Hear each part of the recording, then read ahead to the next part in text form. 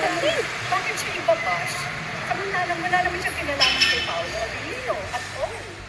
Itinatagong girlfriend di umano ni Paolo Avellino issue isinagalit ng manager ni Ren Escanio na si Aster Amoyo.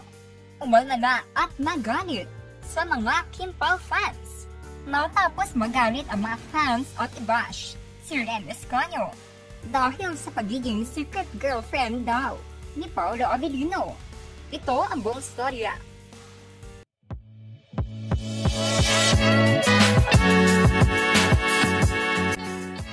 Nagsalita na ang manager ni Ren Escanio na si Aster Amoyo para ipagtanggol at umalma laban sa mga fans ni Kim Chiu at Paolo Avellino na panay ang pambabash sa kanyang talent.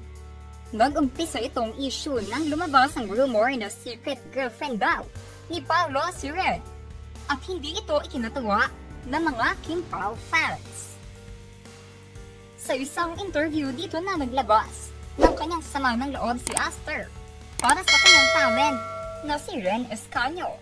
Ayon kay Aster, itinuturing na niyang anak si Ren Escanio kaya nasasaktan din daw siya sa naririnig niyang pambabash galing sa mga fans ni Kim Chiu at Paolo Avellino na tinatawag na Kim Pao. Ayon pa sa interview ni Aster, pero ang nakakalungkot lang, bakit siya ibabash? Samantala, wala naman siyang kinalaman kay Paolo Avellino at all. Hindi sila close. I don't know if there's an occasion na nagkasama sila.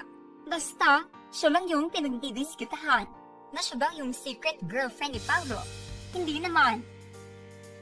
Pag-amin ni Aster na gusto na niyang matigil ang pagbabash ng Kim Pao fans kay Ren Escanio dahil napaka-below-the-belt na daw nito.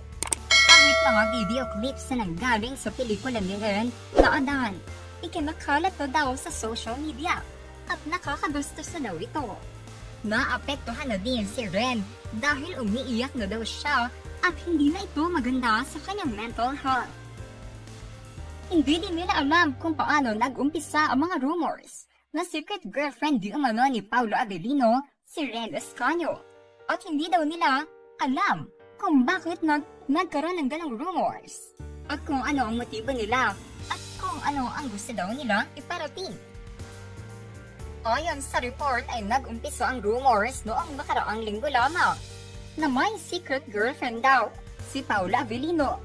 Bigla na lang din lumabas ang rumors na ito daw ay si Ren Escanio dahil nga sa kasikatan ng love team ni Paolo Avellino at Kim Chiu.